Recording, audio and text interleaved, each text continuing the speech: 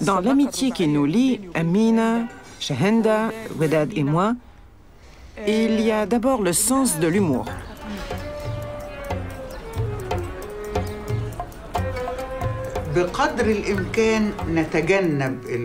On évite autant que possible les questions trop délicates, mais on s'entend sur beaucoup de choses.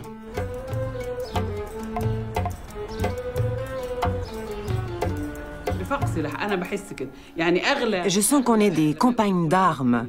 C'est la plus chère des amitiés. Je pense que tout ceci nous unit. Ici, on vit des séries de ruptures. Par exemple, une rupture avec l'histoire. L'histoire nationale, les luttes. Et ça, c'est dur, que les choses n'aient pas changé après 30 ou 40 ans de ce qu'on a appelé la Révolution.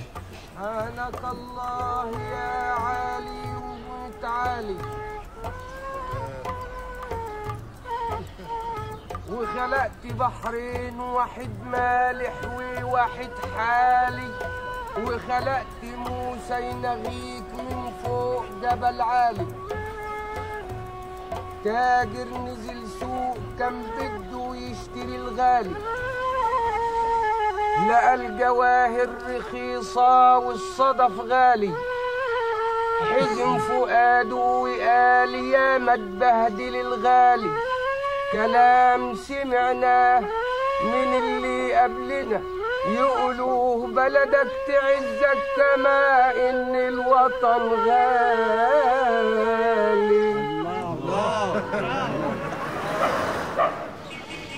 C'est la maison où j'ai grandi. C'est la maison où j'ai grandi et je n'étais pas heureuse dans cette maison. Ce que je supportais alors le plus mal, je crois, c'est que ce quartier était un quartier populaire. C'est-à-dire autour de cette belle maison, il y avait des maisons de pauvres. Puis un jour, c'était les années 47, une petite fille m'a jeté des pierres parce que mon grand-père Ismail Sedhi venait de signer le traité Sedki-Bevin qui semblait rattacher l'Égypte davantage aux Anglais ou trouver une autre formule de maintien de la présence britannique. Et le pays était très contre. Ça manifestait partout, dans les rues, dans les écoles. Et là, cette petite fille m'a lancé des pierres à l'école.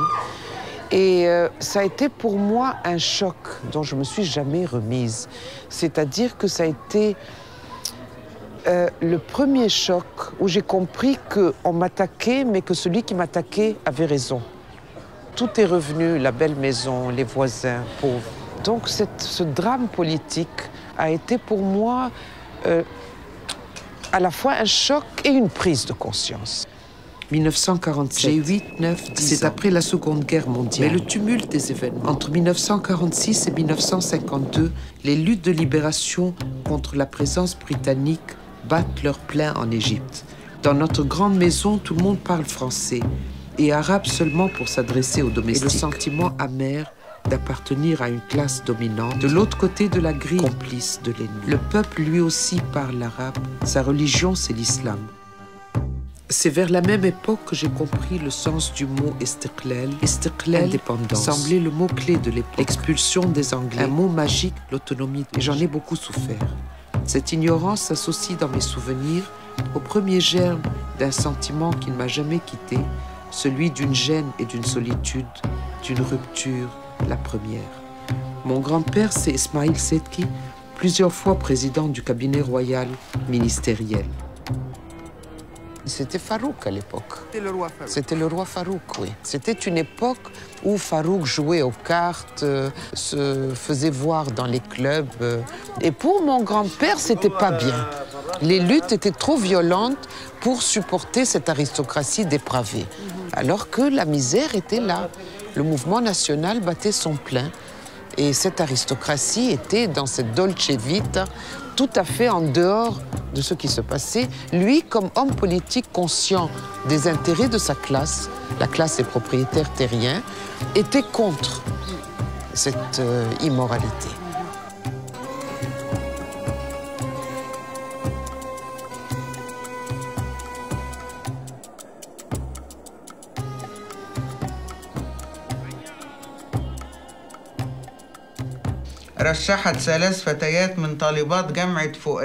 Trois jeunes femmes de l'université Fouad ont posé leur candidature pour devenir membres de l'Union universitaire. Une seule fut retenue, Waded Mitri, étudiante en philosophie. C'était en 51. J'étais peut-être la première femme à en faire partie. Tu as beaucoup de papiers, des archives. L'armoire est pleine. J'ai conservé toutes les publications du Comité des femmes pour la résistance populaire. Elles n'existent nulle part ailleurs. En 1951, Madame Cézanne Nabaraoui a fondé ce comité pour participer aux actions de résistance contre l'occupation anglaise dans la zone du canal de Suez.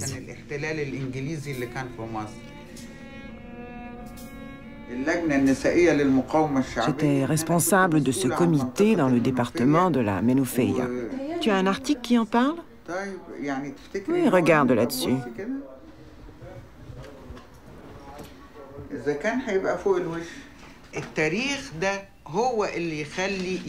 C'est ton passé qui te fait connaître des gens.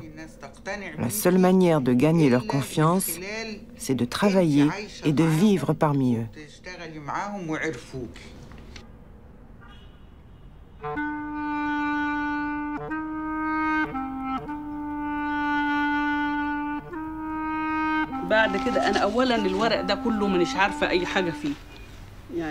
Je ne me retrouve pas dans tous ces papiers. Ces journaux qui racontent la mort de mon mari, l'histoire de notre mariage, ma relation avec Salah, ma participation dans le mouvement national quand j'étais étudiante, la montée de la Révolution. Ensuite, mes luttes électorales, mon combat contre les propriétaires terriens, les 3 campagnes électorales parlementaires que j'ai menées, mon travail pour l'Union des paysans au Parti du Rassemblement. Ce sont les souvenirs les plus importants de ma vie. Ici, c'est l'entrée du village de Kamchish. À droite, c'est le village. Et autour, la ceinture agricole compte 2000 arpents.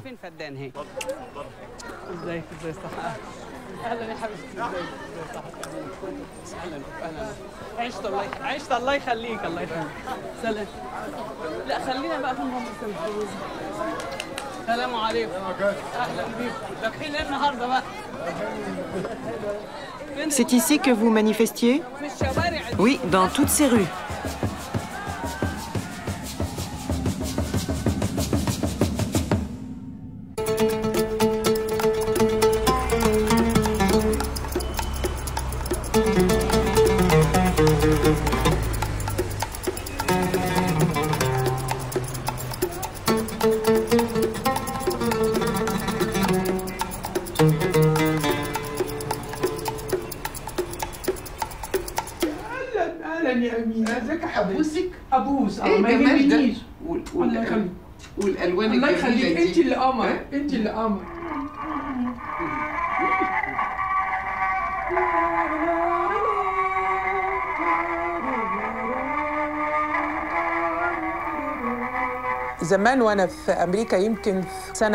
Quand j'étais en Amérique en 61, j'ai décidé d'écrire un roman.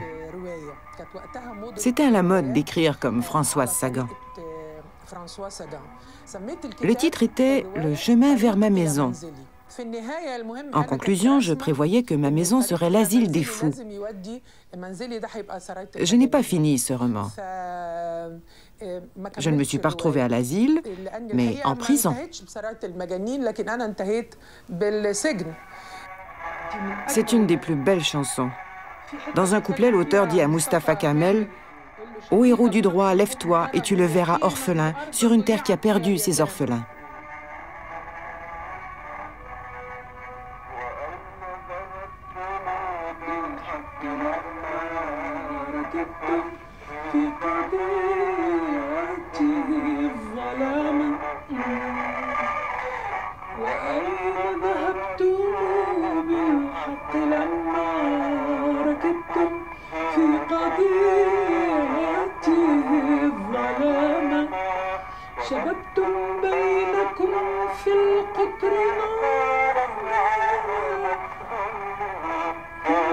سلام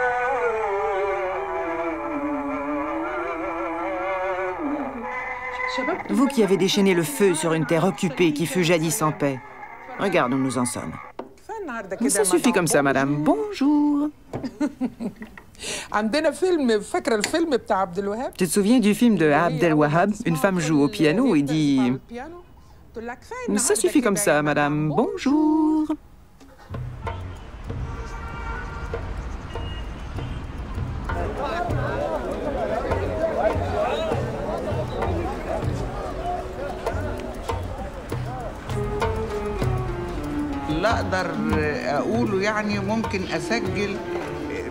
Je peux vous raconter comment j'ai connu Safinaz.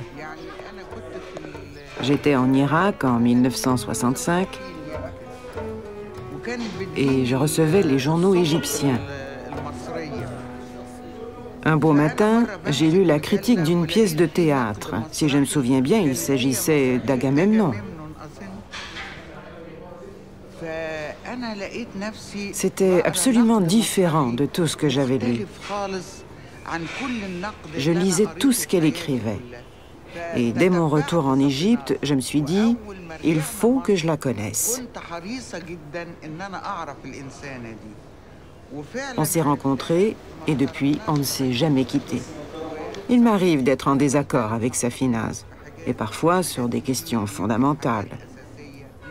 Mais notre relation est tellement formidable que j'ai le sentiment qu'il n'y a aucun désaccord entre nous.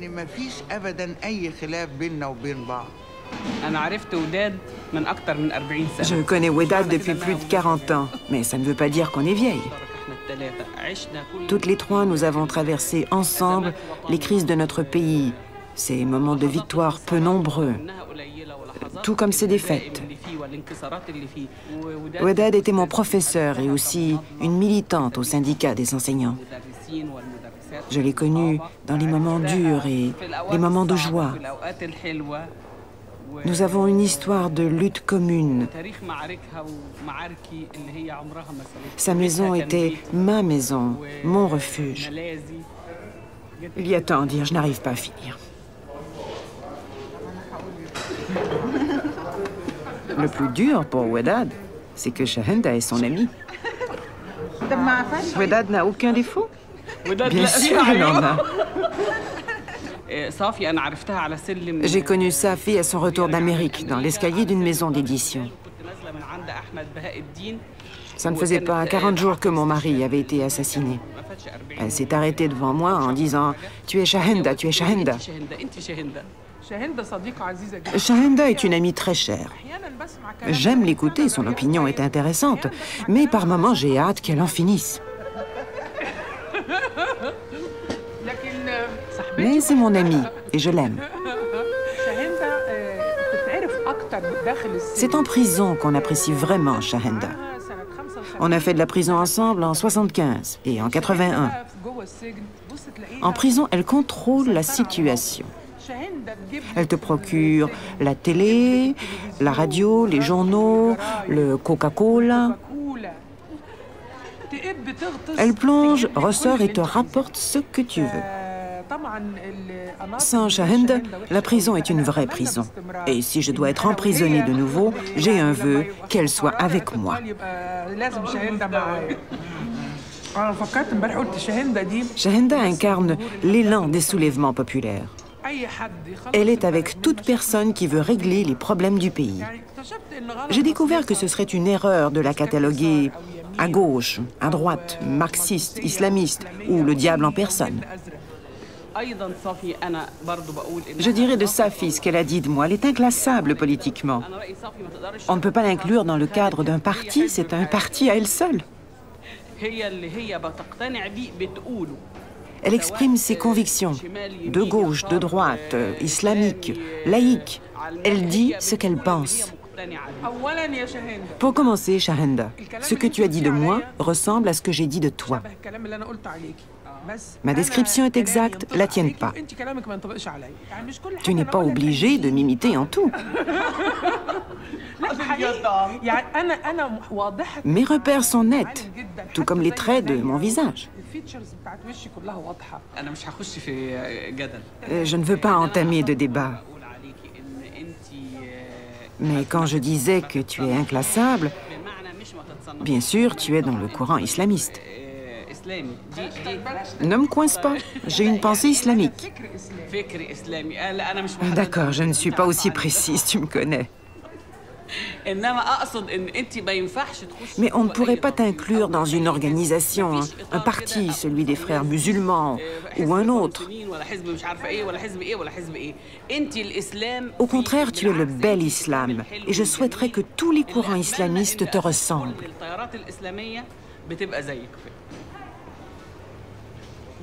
Mais de notre désaccord au sujet de Nasser, je n'en discuterai pas avec toi.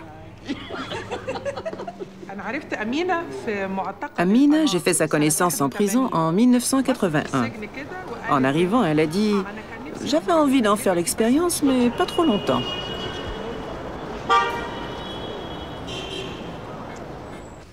On est le 16, le 15, le 14. Ça fait 330. Avec les romans? Oui. Écrire pourquoi? Qu'y a-t-il d'exceptionnel dans ce que j'ai à dire? En prison, c'est comme si l'on était entre parenthèses. Je ne sais plus rien de la vie. Les yeux de Saïd me regardent triste et tendre. Sa gentillesse m'accompagne. Marouane est le plus bel enfant du monde. Alors en prison, on était privé de papier.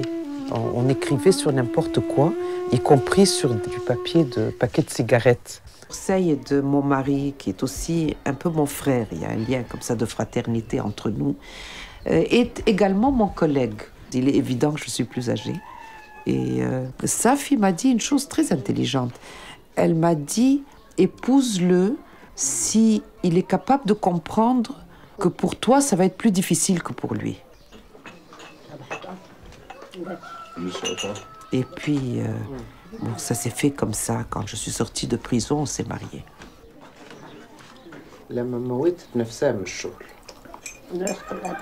Bon, là, c'est un choix que j'ai fait depuis très jeune, de vivre dans le peuple égyptien. Ça fait partie d'un choix politique, mais aussi humain.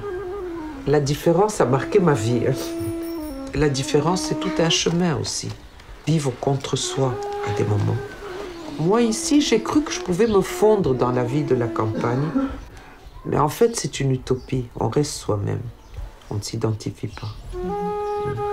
Il y a quelque chose chez le paysan égyptien que je trouve très beau. D'abord, une profonde gentillesse et puis une compréhension par-delà les concepts. Et souvent, je me suis sentie comprise ici, sans qu'on puisse dire de mots.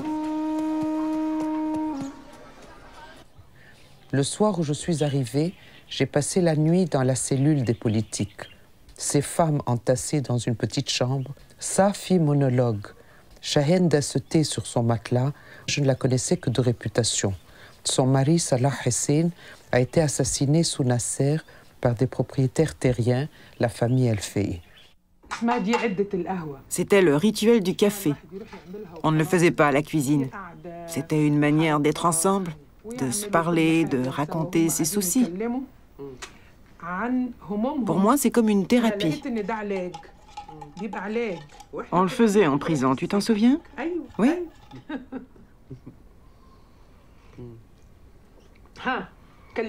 Parle-moi de mon livre. Tu es une critique formidable. J'admire ton écriture et j'ai dit que nous sommes deux amis qui s'entendent sur les buts, mais qui divergent sur les moyens. Le livre. Tu as traduit des passages? Oui, j'ai traduit des passages.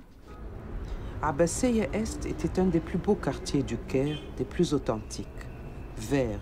Nous, les habitants de l'ancienne Abbasseya, nous avons beau la quitter, nous lui revenons toujours. Tous les matins, avec ma sœur Fatma, nous traversions la place Farouk depuis le début de la rue de l'Abbasseya, près du jardin d'El. C'était la place Farouk. Après la Révolution, c'est devenu la place de l'armée. C'est une des plus belles places de mon enfance. Ce qui en reste, ce sont ces deux beaux immeubles de l'époque. Ils faisaient partie de ce qui nous rendait fiers et heureux de traverser le quartier. Tous les matins, je traversais cette place. Au centre, il y avait une horloge et nous entendions cette chanson. Ô jeunesse du Nil, pilier de votre génération, l'Égypte vous appelle, répondez-lui.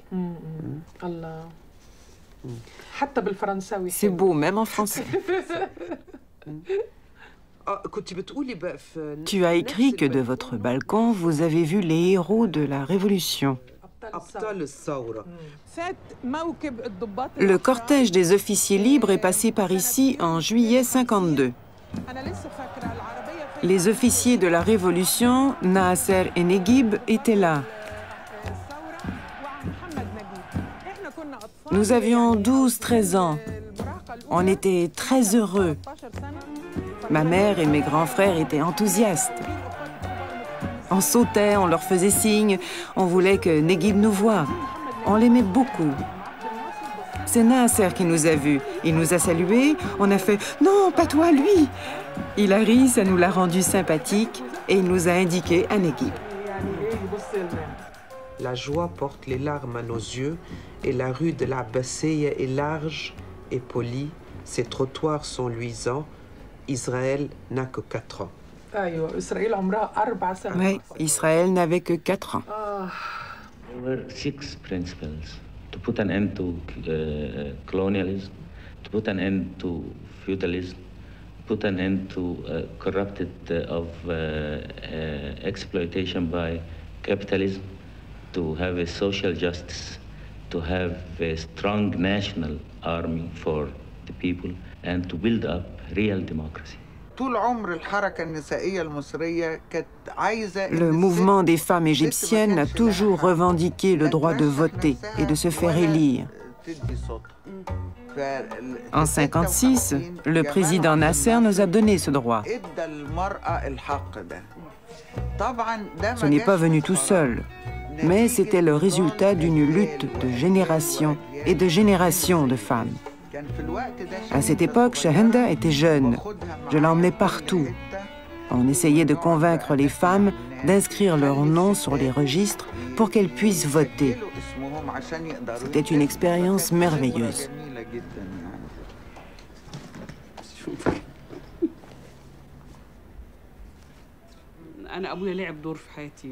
Mon père a joué un rôle formidable dans ma vie.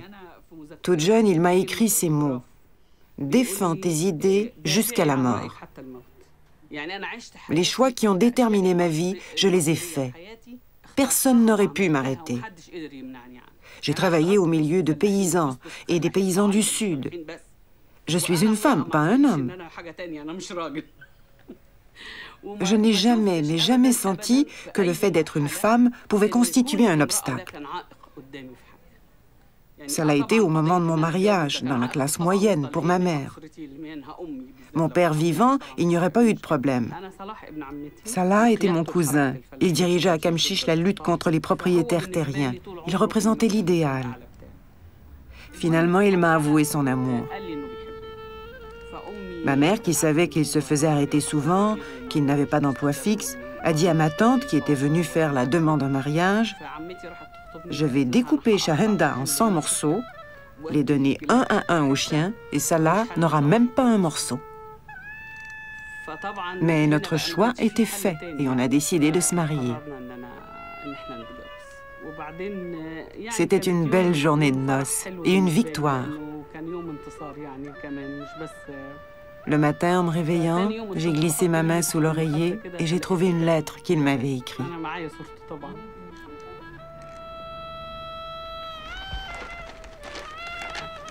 جاءت حبيبتي حقيقة كالأمل جاءت تحمل معها أضواء غدنا البسام جاءت ولا أدنى أثر لذلك الجهد الرائع يعلق بثيابي آثرت منزلي ذو الغرفة الواحدة والأثاث الهرم على وسير العيش إنها حقا بداية جميلة لأناس يحبون الشعب.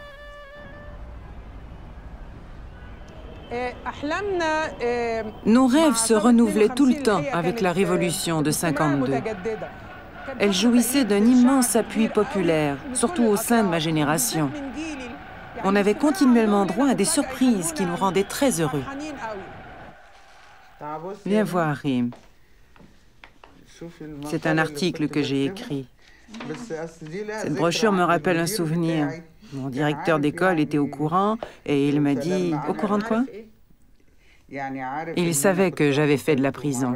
Et quand Khrouchtchev est venu en Égypte, j'ai publié sa photo avec Nasser. Il m'a dit, l'occasion s'y prête, on ne pourra pas te blâmer cette fois-ci. Lis mon éditorial. Le 15 mai 64 est arrivé. Il consacre le combat d'un peuple pour édifier sa vie. Les rêves se sont réalisés. Et à l'instant où l'on détournait le cours du Nil, Gamal Abdel Nasser a déclaré « Voici devant le monde entier le symbole vivant de votre ténacité, de vos capacités d'action et de sacrifice. » À chaque demande qu'on faisait, la réponse était « Après le barrage d'Aswan, la richesse inondera le pays. Après le barrage, il y aura de l'électricité partout. » C'était toujours après le barrage, à tel point qu'on avait fini par croire qu'il ferait des miracles.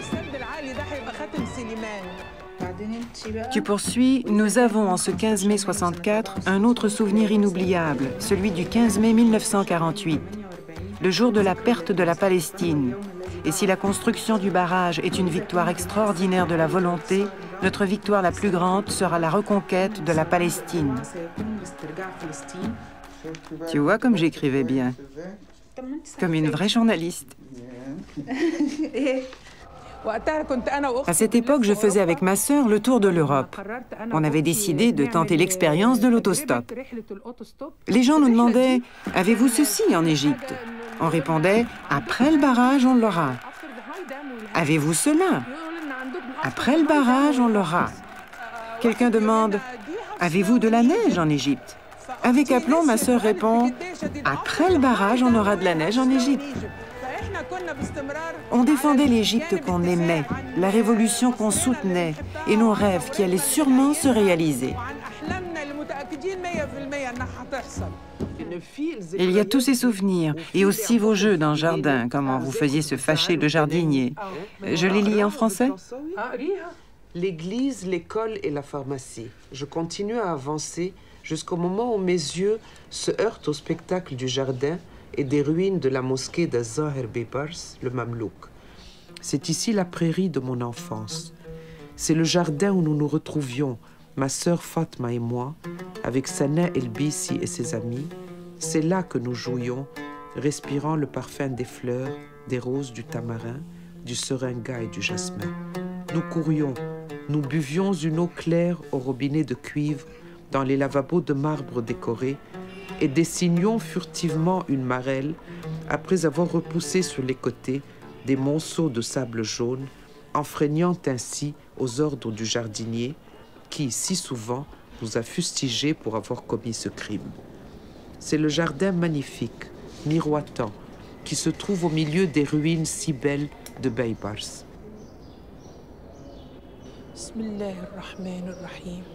إذا جاء نصر الله والفتح ورأيت الناس يدخلون في دين الله أفواجا فسبح بحمد ربك واستغفره إنه كان توابا الله أكبر. C'est moi sur cette photo. Je devais avoir 5 ans. Lorsque j'essaye de me représenter, c'est cet enfant que je vois dans ma tête. Sur cette photo, j'ai à peu près 6 mois. C'est moi le bébé sur les genoux de maman. Je suis toujours le bébé sur les genoux de maman. Depuis toujours, j'ai cherché une maison. La seule maison que j'ai sentie comme ma maison, c'est celle de mon enfance. J'avais alors 6 ou 7 ans, et à chaque fois que je dis maison, mon esprit me renvoie à cette époque. Parce que moi, c'est elle. J'ai fait faire mon lit comme le lit que je voyais dans mes livres d'enfants. Il y avait des histoires de Mickey Mouse, et son lit était dessiné comme ça. J'ai mis dans ma chambre tout ce qui me tient compagnie. J'aime ce coffre. C'est dedans que j'ai ramené toutes mes affaires à mon retour d'Amérique. J'y ai vécu de 60 à 66. Je ne veux pas y retourner parce que je tiens à garder mes beaux souvenirs. C'était une belle période, non seulement parce que l'Amérique m'a donné de belles choses, mais l'expérience en soi était belle.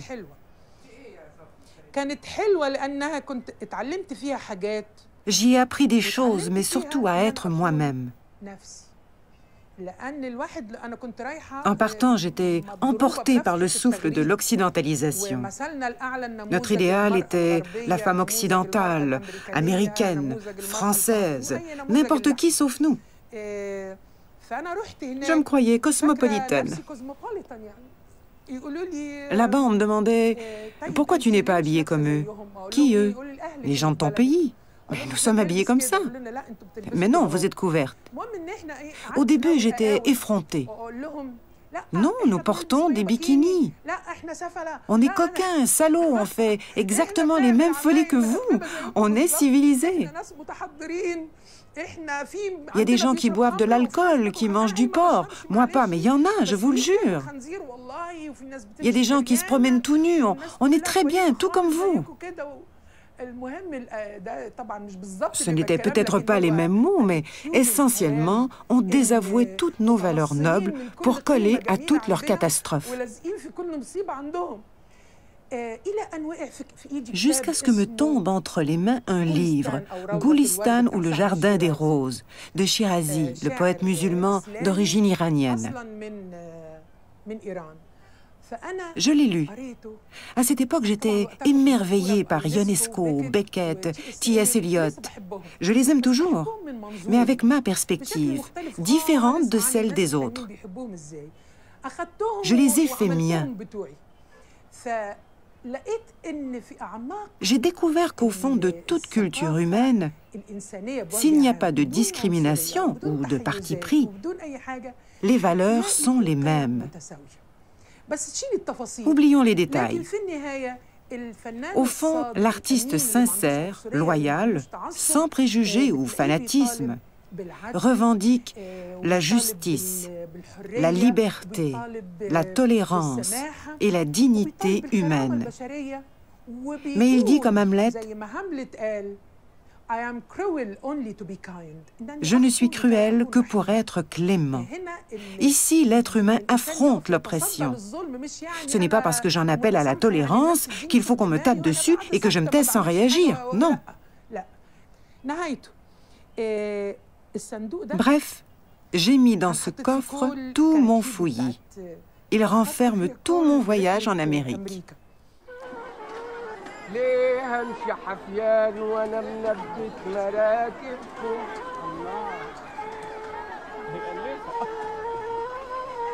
ليه همشي حفيان وانا منبت مراكبكم ليه بيتي خربان وانا نجار دواليبكم ليه جسمي عريان وانا ناسج ملابسكم يا ربي ماهوش حسد يا ربي ماهوش حسد ده انا بعاتبكم. En 65, le président Nasser devait passer ici. Il se représentait aux élections et faisait une tournée électorale. On avait décidé de l'accueillir pour lui annoncer notre soutien.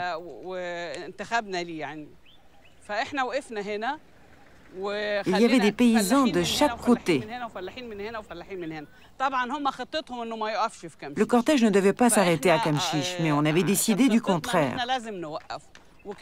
Nasser était en compagnie de Guevara. Je me suis faufilée et arrêtée droit devant son auto. Ces gardes du corps ont été pris de court. Un officier a voulu m'éloigner. Nasser lui a dit « Laisse-la ». Nous avons entonné des hymnes et des chants. Il nous a écoutés et puis il est reparti. By the results of the work. By the results of the work, now we limited the ownership of the land to 100 acres. Then we distributed the rest to the farmers. And they see that by that they get more production. They get land. En 1961, avec la réforme agraire, les terres ont été confisquées aux féodaux. Tout a changé. C'était formidable pour les paysans et les ouvriers agricoles qui ne pouvaient être que journaliers jusque-là. Mais le prix en a été la mort de Salah. C'est la rue où mon mari, Salah Hussein, est mort en martyr, le 30 avril 66. Regarde comme la rue est étroite.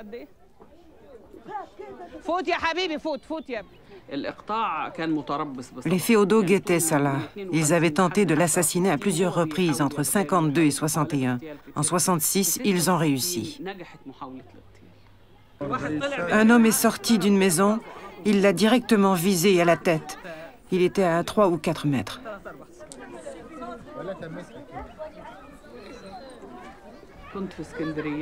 J'étais à Alexandrie. Je venais d'accoucher de ma fille. Salah devait venir ce jour-là. Durant la nuit, on a cogné à la porte. C'était mon cousin. Il m'a dit doucement, « Les féodaux ont fait tirer sur Salah, il est à l'hôpital. » J'ai tout de suite dit, « Salah est mort, Salah est mort. » Je me suis retrouvée à courir dans les rues à 2 heures du matin. Je cognais aux portes des amis de Salah. « Salah est mort, on l'a tué. » À l'aube, on s'est rendu dans la ville de Chibin. À la porte de la maison, tout le monde était en noir. J'ai réalisé que Salah était mort. Ma tante, la mère de Salah, était avec le chef de la sécurité. Elle m'a dit, ils ne veulent pas qu'il soit enterré à Kamchish. J'étais face à un défi, j'ai répondu, Salah est mort à Kamchish, il sera enterré à Kamchish. Il n'y a pas une force au monde qui m'en empêchera. On a pris une auto et on est allé à Kamchish. Puis Salah est arrivé.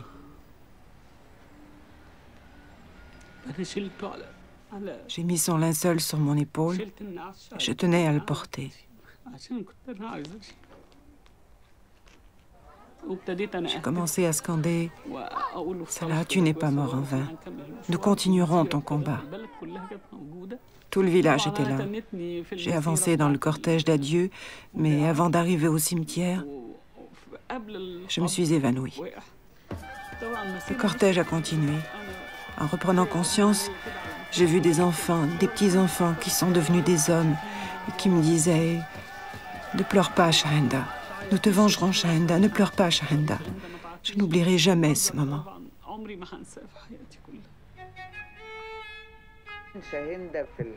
Ce jour-là, Shahenda a prouvé que la femme égyptienne pouvait relever n'importe quel défi. Rien ne peut l'arrêter. Ces moments poignants ont tissé des liens très solides entre nous. Cette photo m'est très chère. Elle montre combien ma relation avec Shahenda remonte dans le temps.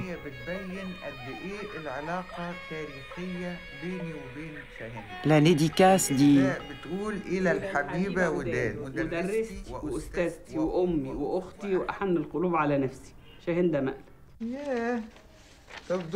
J'avais oublié cette photo de la manifestation des femmes. Tu étais là? Bien sûr. Vous êtes complaisante. Vous dites souvent sans y penser, on n'a rien fait, ça n'a pas servi. Alors pourquoi garder toute cette documentation?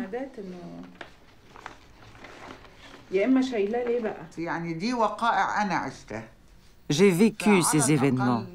Au moins, je témoigne. Je suis un témoin. Dans l'histoire, il y a le positif, le négatif et les erreurs. Les gens ne surgissent pas du néant. Il y a une continuité entre les générations. Pourquoi c'est important, la continuité?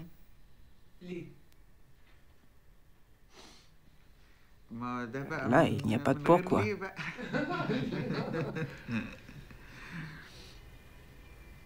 Et c'est cette souffrance que raconte Balzac dans un très beau roman, Les Illusions perdues. Qui a lu Les Illusions perdues? L'enseignement est un métier qui me passionne.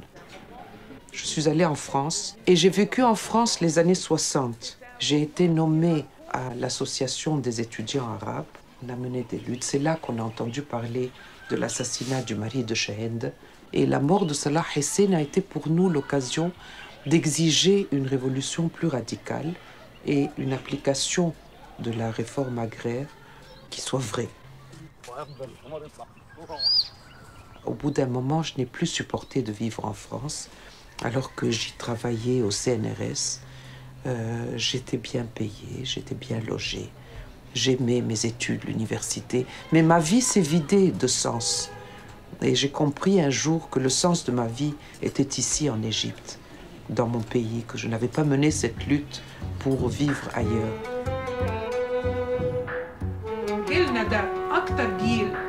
Notre génération est celle qui a le plus aimé l'Égypte, qui a eu pour son pays les plus hautes aspirations, qui a cru qu'il fallait affronter l'erreur. Et par conséquent, c'est cette génération qui a reçu le plus de coups.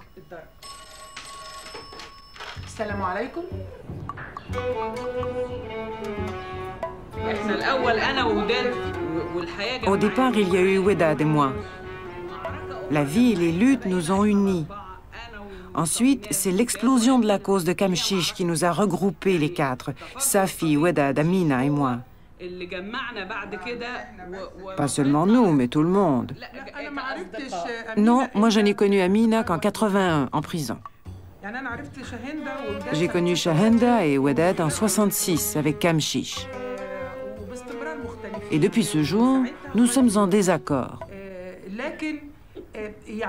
Si je laisse faire, c'est d'abord qu'elles ont de l'humour. Et des valeurs humaines qui font qu'on leur pardonne tout. Il y a des gens avec qui je partage à 100% la même idéologie. Mais je me rends compte que nous n'arrivons pas aux mêmes conclusions.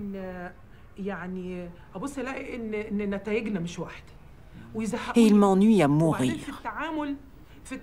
Parfois, ils se conduisent d'une façon qui ne reflète pas notre philosophie commune. Alors que ma conduite, qui découle de mon engagement dans l'islam, je la retrouve chez Wedad, Shahenda et Amina. Leur conduite découle également de leur manière de penser. Donc, on a beaucoup en commun. Je sens qu'on est des compagnes d'armes. Non, pas d'armes. Alors des compagnes de lutte. De lutte, de mandoline, de violon.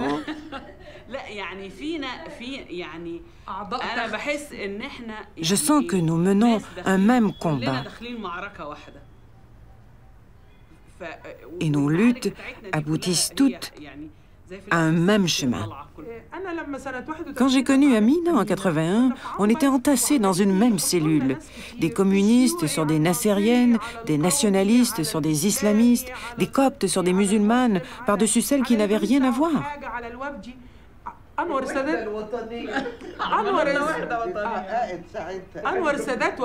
Sadat a voulu dire « Vous allez voir, je suis costaud. Je peux emprisonner toute personne qui me déplaît, de tous les courants politiques, de 15 à 75 ans, sans que ça n'ébranle mon trône. » Amina était tellement drôle, c'était sa première fois en prison. Nawal El Saadawi et moi, on avait peur des cafards. À chaque fois, on hurlait « Un cafard !» Et quand un homme entrait, les filles hurlaient « Un homme !» pour prévenir celles qui devaient se voiler de le faire. Et Amina, quand elle entendait crier, demandait « Qu'est-ce que c'est, un homme ou un cafard ?»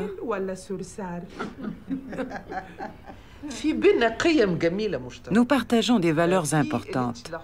L'amour du pays, et ce n'est pas une relation abstraite. Il comprend les sentiments personnels de chacune. L'enfance, le sentiment d'être perdu, une conscience des réalisations. On pose un même regard sur l'histoire. Aujourd'hui, chacune spécule. On sait que l'histoire n'est pas finie, mais peut-être qu'on ne sait pas trop où on se situe dans la permanence de cette histoire. You know, here in this part of the world, the Arab country, no one accepts this idea about forgetting all the past, all the 20 years, and close our eyes and leave everything as it is. we insist about the rights of the Arabs of Palestine. Yes. Somebody attacks us, we will react. React in war means destruction. And if they don't attack, will you let them alone? Yes, we leave them alone. We have no intention to attack Israel. De 52 à 67, on s'arme. Nasser fait de grands discours. Remettez à plus tard vos ambitions, une grande bataille nous attend. La révolution a débuté en 52. Israël n'avait que 4 ans. Nasser, qui avait fait de la libération de la Palestine son premier objectif, se retrouve tout simplement défait? Non. C'est une trajectoire qui en dit long. Soit il n'était pas à la hauteur, soit il était menteur et il a commis une grande trahison. Non, il n'était pas menteur. Il pensait bien agir. Mais nous, on le prévenait dans nos slogans. Ils ont versé le sang Gamal, arrête de les blanchir. Il y a eu des erreurs et nous étions contre. À Kamchish, Salah a payé de son sang les erreurs de l'étape nassérienne.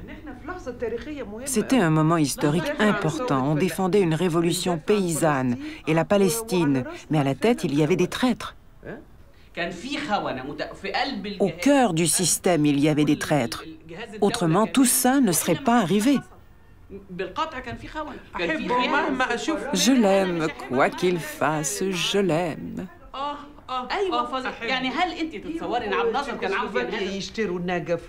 Ils s'achetaient des lustres de cristal.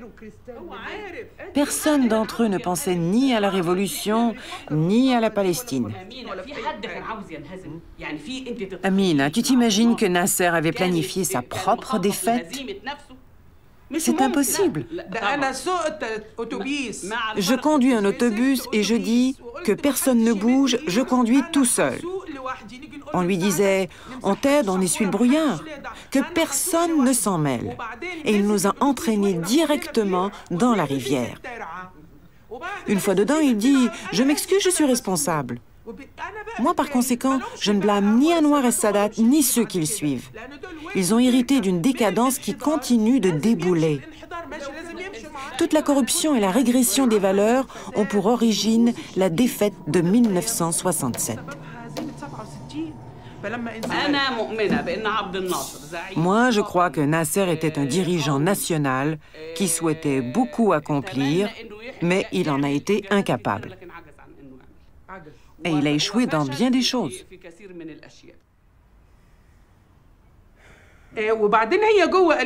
Tout à l'heure, Shahenda m'a dit « J'aime Nasser ».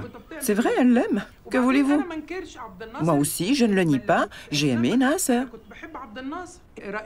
J'ai fait un rêve étrange. Dans ce rêve, il y avait un congrès. Nasser discourait. J'étais à l'extérieur, au milieu d'un groupe, et je l'attaquais.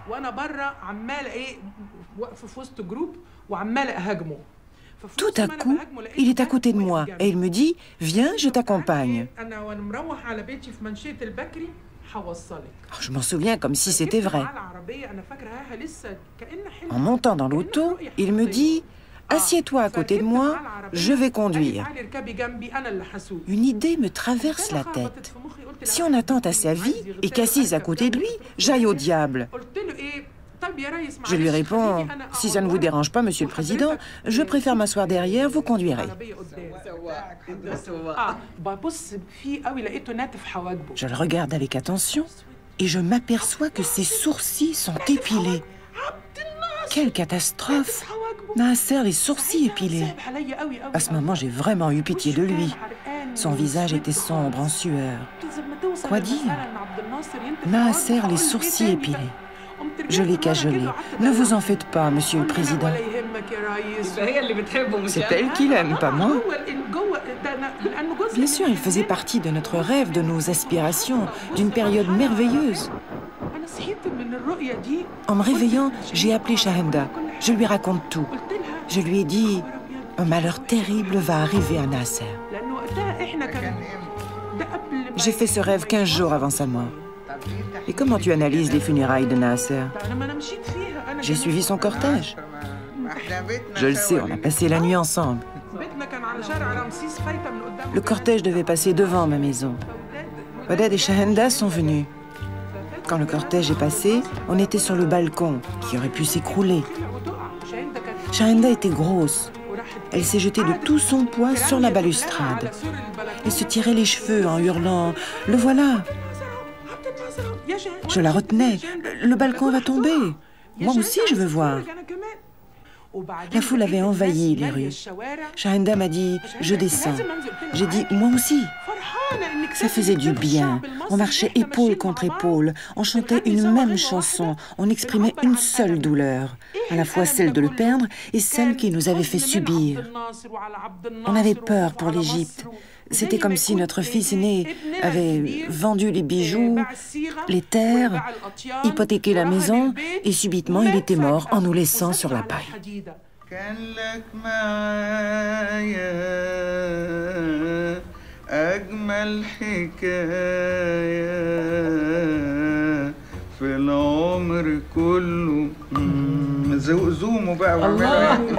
Je peux lire le passage de l'allée au... Je suis assise dans le fourgon de la Jeep entre deux soldats. Nous avons quitté le bâtiment du ministère de l'Intérieur et nous traversons la place de la Libération. Au virage à droite, après la place, je comprends soudain que nous nous rendons à la prison des femmes. Nous longeons le Nil, nous ne le quitterons plus jusqu'au bout. Je sens en moi un sentiment nouveau prendre forme, inaccoutumé. Quelque chose de dur grandit dans mon cœur, encore imprécis. Je suis assise entre les deux soldats. L'un est embarrassé. Il allume une cigarette qui lui tombe des doigts. Ils se mettent tous les deux à chercher sous la banquette.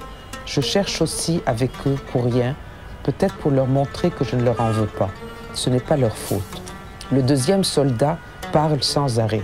Il ne semble pas habitué à conduire des femmes en prison. Et toi, pourquoi?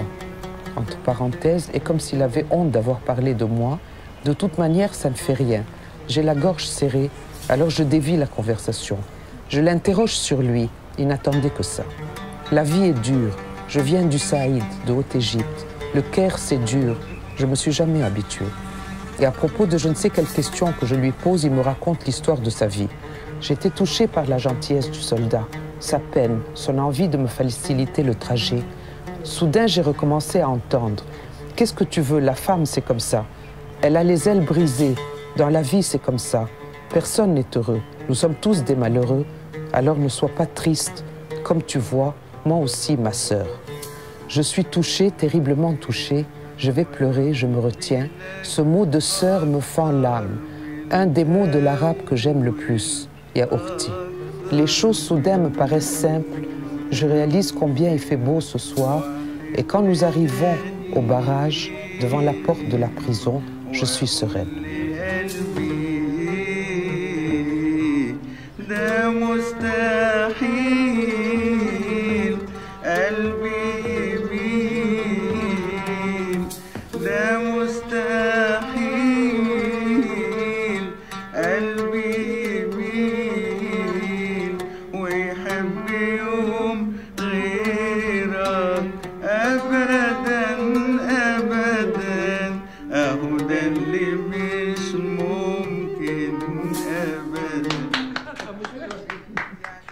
Ça suffit comme ça, madame. Bonjour.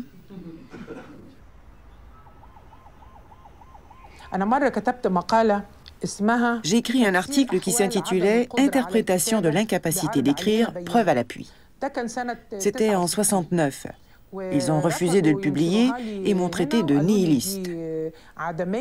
Qu'est-ce que tu veux dire? Je disais que je souffrais d'un excès de santé et l'excès de santé est devenu une maladie. Parce qu'avoir une mémoire puissante, c'est une maladie. Bien percevoir les choses, maladie. Une vue impeccable, maladie. Ressentir ce qui se passe autour de soi, maladie. Et dans le nouvel ordre mondial, il faut se débarrasser de toutes ces maladies. Devenir aveugle, sourd et muet, mais on a le droit d'halluciner. Bon, j'ai été chez le docteur, je lui ai dit « Je souffre d'un excès de santé ». Il m'a donné un médicament contre la santé qu'on appelle antidépresseur. Je le prends. Tout est parfait. Le monde va de travers, on est dans les bas-fonds de la société des nations, on nous cogne sur la nuque, on nous crève les yeux et on dit merci. Lorsque fond sur moi un excès de santé, je grimpe sur mon lit, je prends une pilule, je regarde le plafond et j'oublie tout ce qui se passe dans le monde. Et ce qu'on appelle le nouvel ordre mondial n'a pas encore atteint ma chambre. Mais s'il veut venir, il est bienvenu. Qu'il cogne à ma porte 5 minutes et on le reçoit.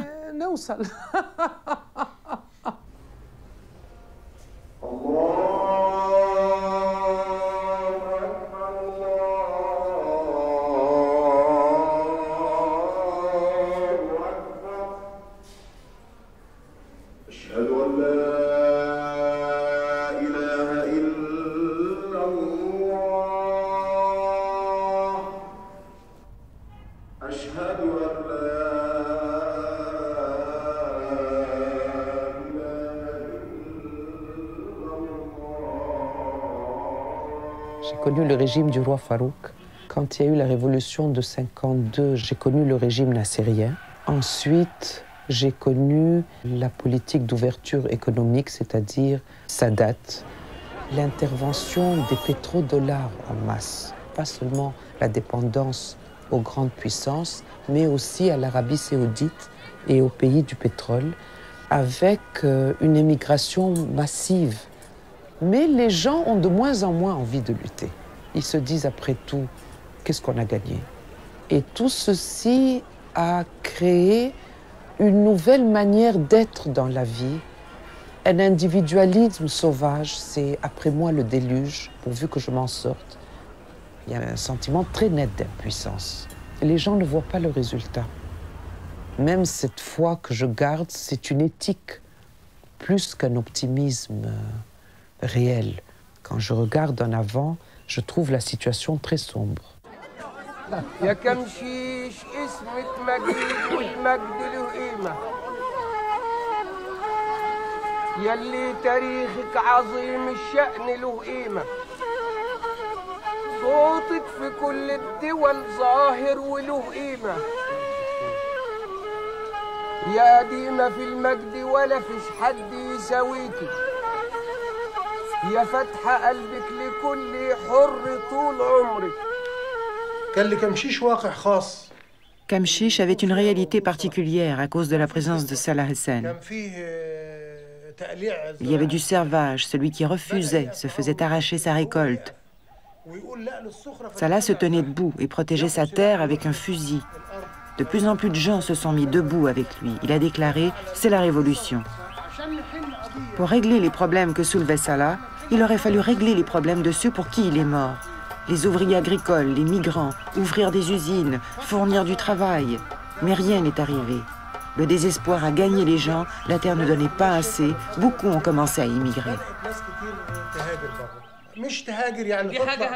Jamais dans l'histoire de l'Égypte, le paysan n'avait immigré. Tu as immigré? Oui, je suis parti.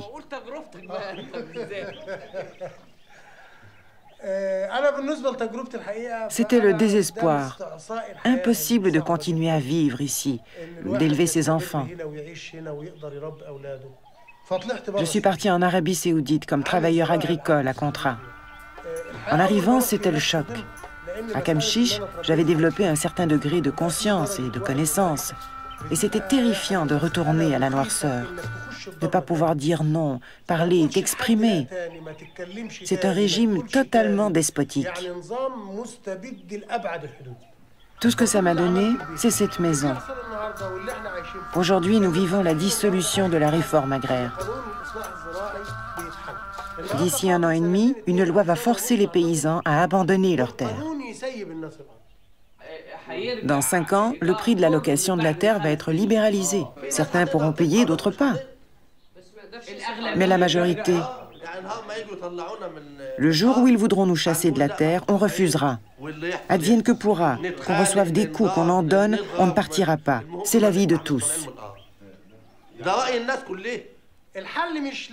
La solution n'est pas la terre ou la réforme agraire. L'homme a été créé pour vivre. Si on abdique, c'est la mort.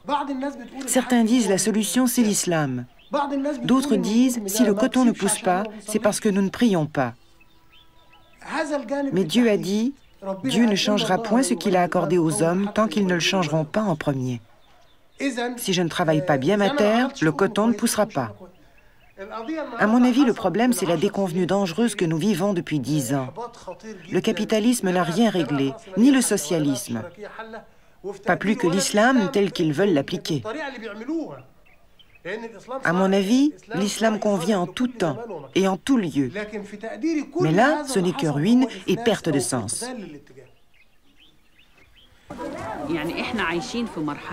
On vit une période d'instabilité. On assiste à une poussée des courants religieux. Les chrétiens deviennent plus zélés, les juifs plus fanatiques et les musulmans plus extrémistes. Partout, les gens s'accrochent à la religion comme à une doctrine immuable. Elle vient de Dieu. Tandis que les valeurs terrestres sont soumises à l'échec, au questionnement. Le recours à la religion devient une protection, sinon la vie n'a plus de sens.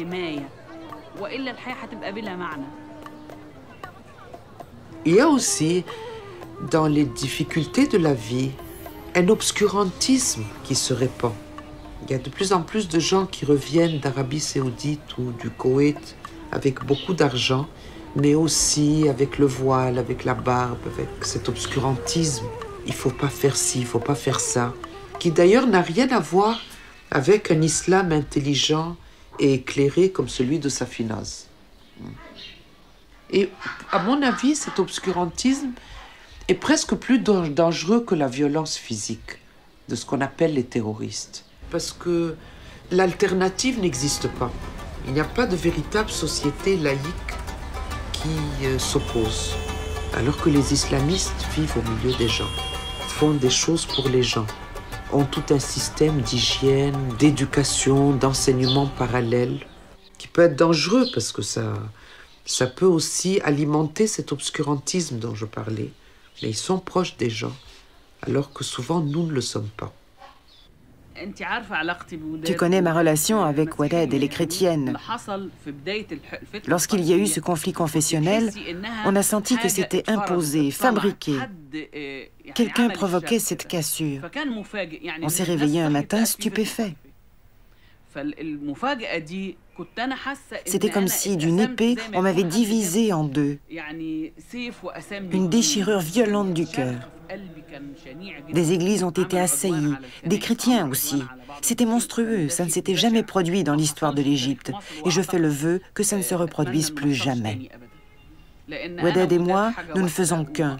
Je ne peux pas imaginer une telle déchirure entre les chrétiens et les musulmans en Égypte.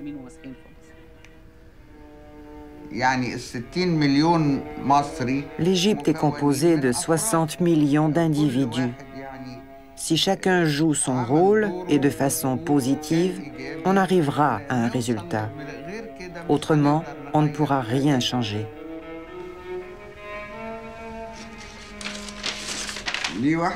C'est une de mes amies qui se présente aux élections, une femme très bien. Elle a décidé de mener la bataille électorale, même si c'est une bataille très difficile, surtout pour une femme. Notre société n'est pas encore prête à accepter qu'une femme soit comme un homme, mais elle est courageuse.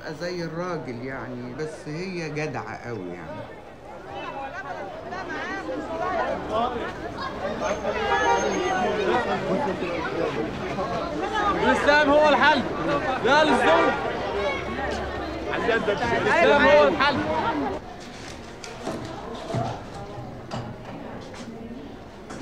شكرا رأيي الشخصي À mon avis, l'État ne doit pas être religieux. Je sépare l'État de la religion. La religion est quelque chose de tout à fait privé entre moi et Dieu, qui n'a rien à voir avec le pouvoir et ses lois. Est-ce que c'est un point de désaccord entre Safi et toi? Bien sûr, c'est un désaccord fondamental. Safi, en tant que penseur islamiste, souhaite que ça se réalise.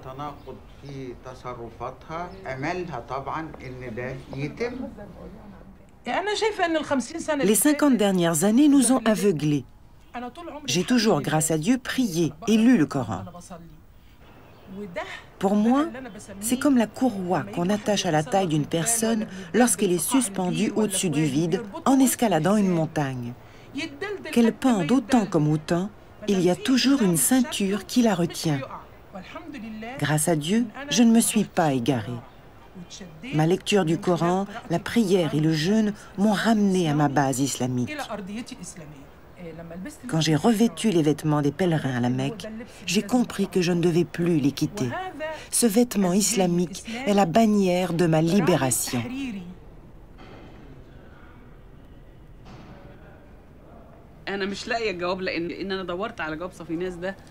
Je n'ai pas retrouvé la lettre de Safi. Elle me disait « J'ai décidé de rompre avec toutes mes amies qui ne sont pas voilées. » Je lui ai répondu « Je ne me fâcherai pas avec toi, je ne me voilerai pas, je vais continuer à aller chez toi, à rester chez toi, et tu feras ce que tu voudras. »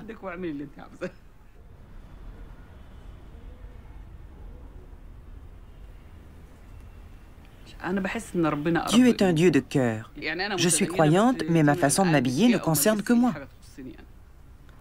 Moi, je dis que l'analphabétisme nous a longtemps protégés de l'occidentalisation. Les gens ne lisaient pas ces choses. Zaki Naguib Mahmoud a dit « Nous, les éclairés, on est comme une tache d'huile. On flotte sur l'eau, on ne se mélange pas à l'eau. Nous parlons, discourons, mais nous avons moins d'influence que n'importe quel prédicateur dans un village perdu. » C'est vrai, et tant mieux. Parce que le prédicateur va leur inculquer des valeurs arabes et musulmanes, de leur milieu et à leur niveau, alors que l'autre va leur apprendre la redingote, Hegel, et à aimer Nietzsche, qui a dit que Dieu est mort. Nietzsche, le grand philosophe, ou Schopenhauer, qui sont-ils? Qu'ils aillent au diable. Nous avons des gens qui disent « Il n'y a de Dieu que Dieu, et Mahamad et son prophète, qui les valent au centuple. » Allahu Akbar. Dieu est le plus grand que vous tous, que l'Amérique, que le nouvel ordre mondial qui veut nous enlever jusqu'à notre humanité.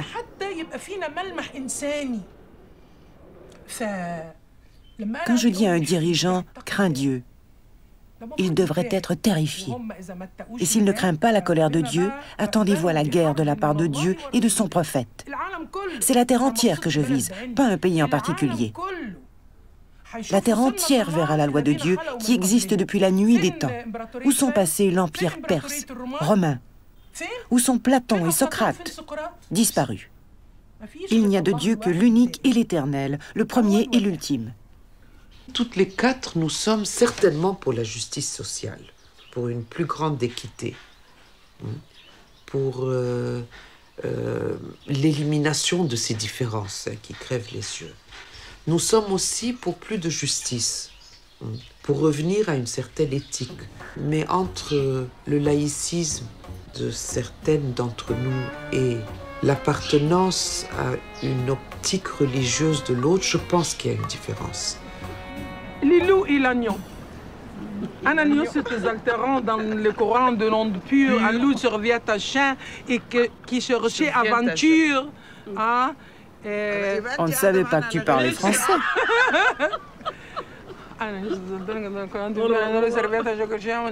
que la fin on se lie à tirer. Qui tirant ce hardi de troubler mon breuvage? Dites cet animal plein d'orage.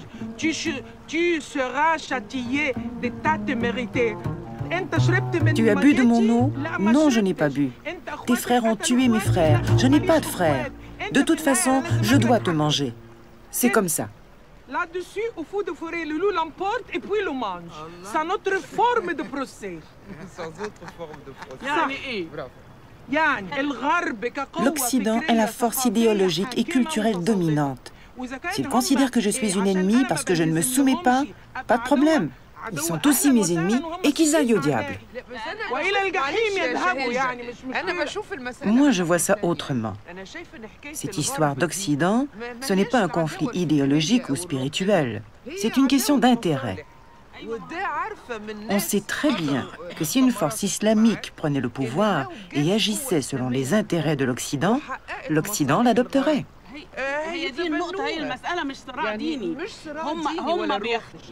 Amine, les institutions économiques internationales, les entreprises multinationales et les grands financiers internationaux doivent se créer un ennemi qui leur permette d'alimenter les guerres, de vendre des armes. Mais jamais l'islam n'a été l'ennemi. Moi, je n'essaye ni de défendre l'islam, ni d'y attirer les gens. Loin de là. Il me faut ma place au paradis.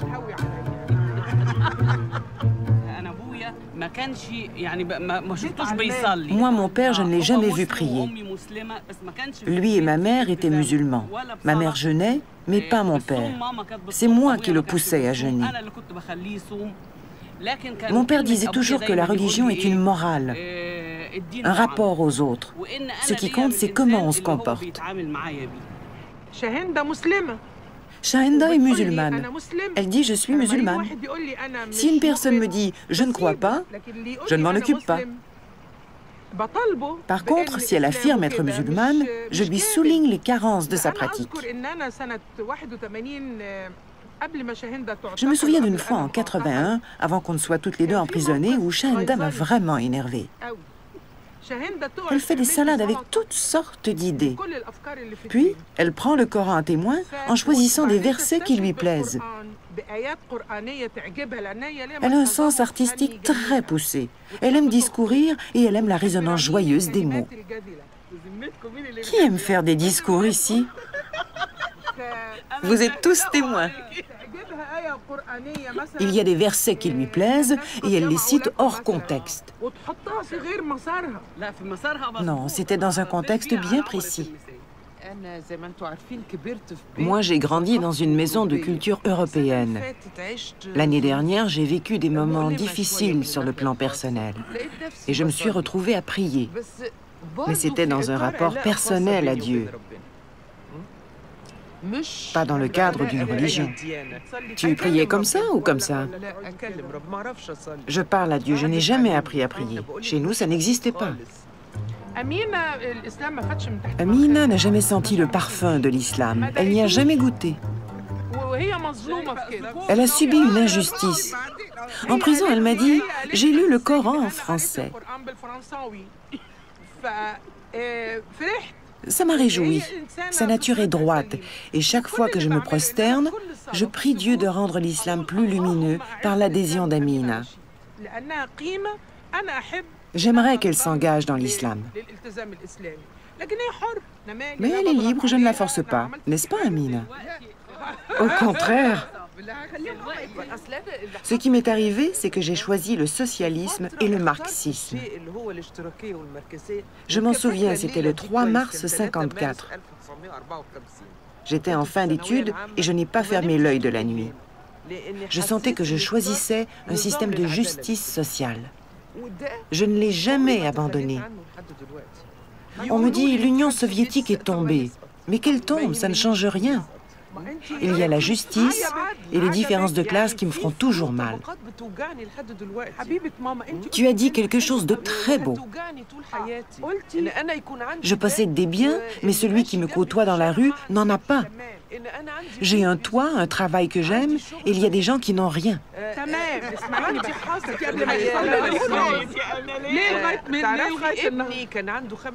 Tu sais, mon fils, à l'âge de 5 ans, m'a demandé qu'est-ce que Dieu. Je n'ai pas voulu lui dire « Dieu n'existe pas ». À cette époque, je ne croyais pas en Dieu. Attention, Amina, on va te pendre. Elle doutait à ce moment-là. Je me suis trompée. Je croyais qu'elle parlait d'aujourd'hui. Mais renier publiquement sa foi entraîne l'apostasie. On ne plaisante pas avec ça. J'ai dit que je crois dans mon cœur, mais je ne suis pas pratiquante.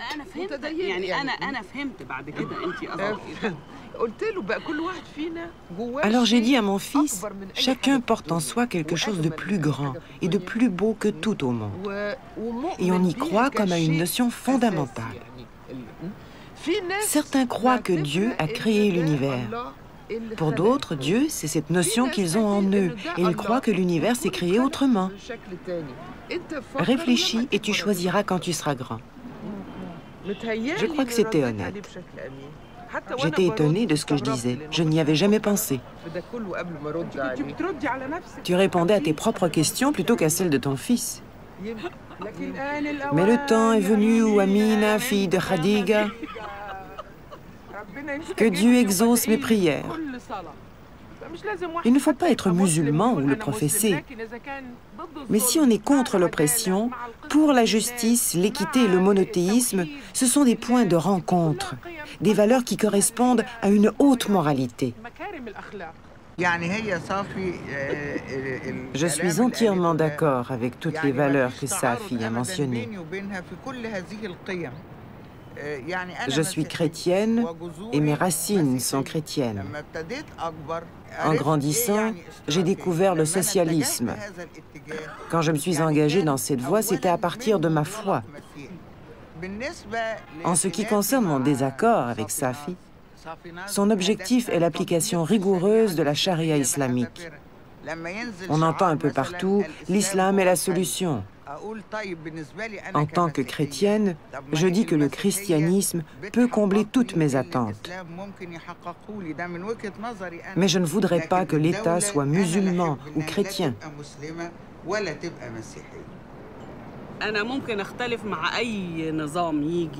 Moi, je m'opposerais à tout régime qui m'imposerait quelque chose par la force, quel qu'il soit, et peu importe ce que dit sa bannière. Si en réalité il défend la féodalité, je le refuserai et le combattrai. Qu'il se dise marxiste ou d'obédience religieuse, qu'elle soit musulmane ou chrétienne.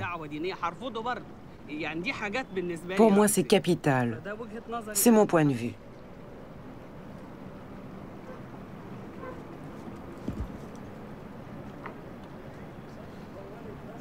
Tout le monde se tait. Tu m'énerves, Shahenda. Tu parles comme si tu savais tout. Attends que je donne mon opinion. Je n'exprime pas d'opinion. Je dis ce qu'est l'islam. Et dans l'islam, il n'y a pas d'opinion. Sous la bannière de l'islam, il y a des millions de gens. Ce n'est pas vrai. Sous sa bannière, il y a le capitalisme, la féodalité. L'islam qui ne réalise pas un système islamique est dans l'erreur. Établir le capitalisme ou le socialisme en disant que c'est de l'islamisme, c'est une erreur. Il faut que l'islam soit islamisme. Donc, il faut que le contenu d'un slogan soit clair. Pourquoi tu ramènes cette histoire de slogan? On utilise « l'islam est la solution » comme slogan. C'est la vérité. Et ça ne me suffit pas qu'on dise « l'islam est la solution ». Va lire ta religion et interprète-la toi-même. Je connais ma religion. Mais ici, on avance un slogan sans l'interpréter. Cet homme va jouer un rôle politique. Il ne va pas prêcher, il va me gouverner. Il faut qu'il dise « voilà mon programme 1, 2, 3, 4 ». Ouvriers du monde, unissez-vous. C'était ça le slogan? Il faut expliquer, on va nationaliser. Est-ce qu'il est prévu qu'on se prenne aux mains dans ce film?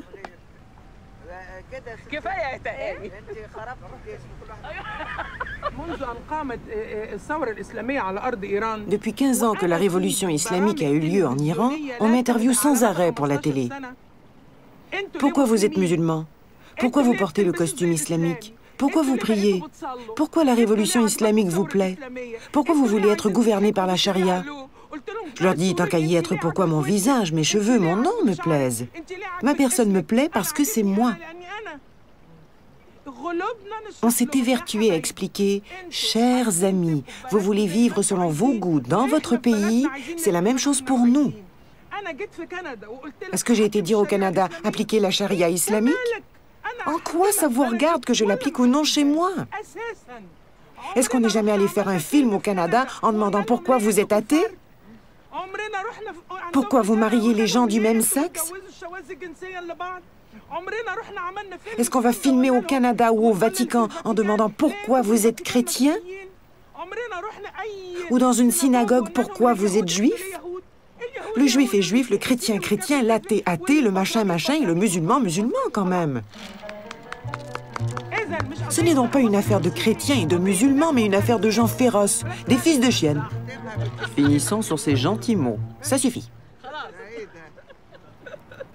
Par moments, je suis désespérée. À d'autres moments, je me dis que la vie continue, la vie se renouvelle. Que c'est une crise de société qui dure. 52 n'a rien réglé, ou presque. Les problèmes se sont aggravés. Je trouve très dur dans un pays du tiers-monde. Peut-être partout d'ailleurs, c'est dur. La misère des uns et la richesse insolente des autres. La richesse des nouveaux riches en Égypte actuellement. C'est des gens qui se sont enrichis par des tas de transactions immobilières ou autres. Ce n'est pas un capitalisme productif. Et ça me gêne. Les gens n'investissent pas pour des projets rentables pour le pays. C'est des tas d'investissements dans n'importe quoi. Bon, il y aura certainement une issue quelque part. Peut-être que c'est d'autres gens qui la feront. C'est ça qui est dur pour ma génération. Que peut-être que nous n'avons pas su. Et que c'est d'autres qui le feront. Pourquoi pas?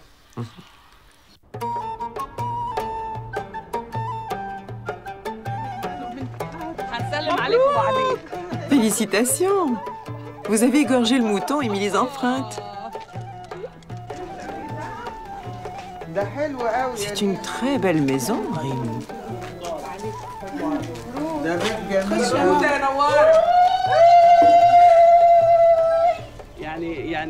C'est un endroit où j'aimerais finir mes jours. Tu n'es pas seule, tout à côté, il y a des paysans. Mon dilemme, c'est que j'aime les grandes villes. J'aime vous entendre parler du passé, mais en même temps, ça m'énerve.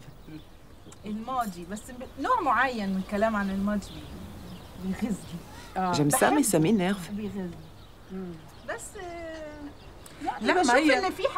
Il y a tellement de choses à faire. Et on ne les fait pas parce qu'on reste accroché à une impasse, à des souvenirs pénibles, à de mauvais tours joués par le destin, mais l'avenir est toujours là.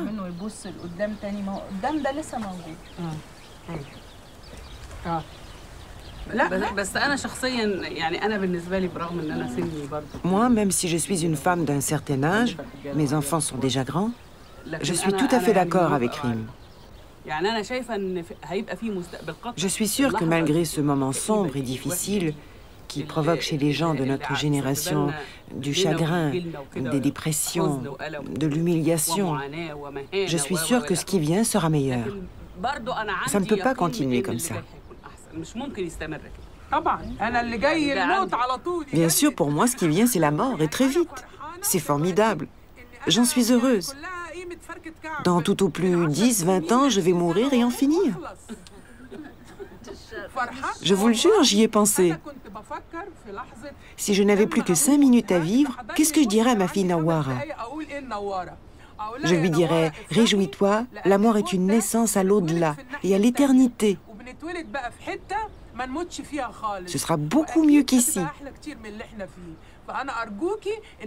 Je t'en supplie, vois ma mort comme un nouveau lien de parenté entre toi et l'au-delà. Et d'ici 50, 70 ans, tu me rejoindras. On sera ensemble et heureuses. Les toilettes ne déborderont plus, les éviers ne se boucheront plus, et tout ira bien. C'est tout. J'y pense, l'évier s'est bouché à la maison, ça doit déborder. Ce n'est pas agréable de voir ma mère attendre la mort. Ce n'est pas gentil de me priver de cette joie. Que Dieu te garde. Ma mère a une personnalité très forte, on ne peut pas se le cacher. Mais avec de l'astuce, j'arrive à me débrouiller.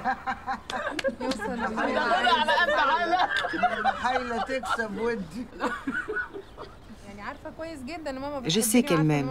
Elle a beaucoup fait pour moi. Mais il y a des accrochages dans la vie de tous les jours. Moi, je la soutiens moralement, mais elle pas. Celle qui me soutient, c'est Shahenda. Quand j'ai le moral qui flanche, je l'appelle et je me sens le meilleur écrivain au monde, la plus belle, la plus courageuse. Et je fais tout bien. Avec ça, elle dit que je fais tout mal. Mais Nawara ne peut pas prétendre que je l'opprime. Rime que Weded l'opprime. La seule, c'est Basma. Shahenda est sa mère.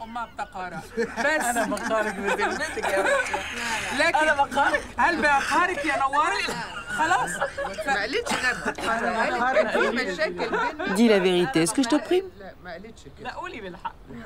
Non, mais tu en as envie. À une certaine période, ma relation avec maman a été très difficile. Avec l'aide de Weded et Safi, on a fini par trouver un terrain d'entente, mais avec des difficultés et des disputes. Pourquoi les disputes? On ne pense pas de la même façon. En quoi?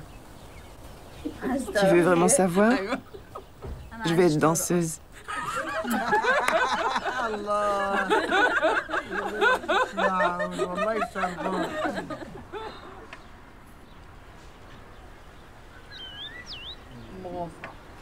Quel beau son. C'est un oiseau. Shahenda, quand est-ce que tu as été arrêtée la première fois? En 75.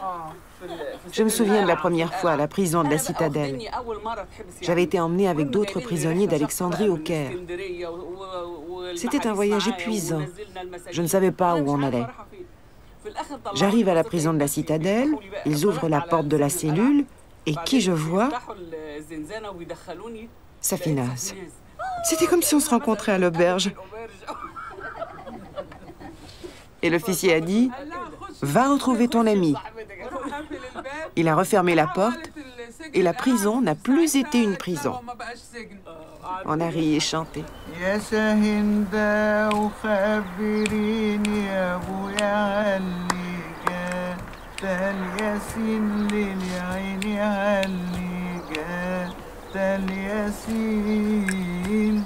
تلوهي سود عيني يا ابويا من فوقها للهجين للعين من فوقها للهجين وبهية في المحاكم شدت حلوة للعين شدت حلوة بالعدل يا قاضي قدامك ما ظالم للعين قدامك ما ظالم مع وجه الطربوش على ناحية يا اخويا وحكم بر 4 سنين للعين وحكم بر 4 سنين سنتين في السجن العالي و2 في زنازين للعين و2 في زنازين على حزب وداد قلبي على حزب وداد قلبي وانا كل الزين سلامات على حزب وداد قلبي يا بوي سودا ومعاد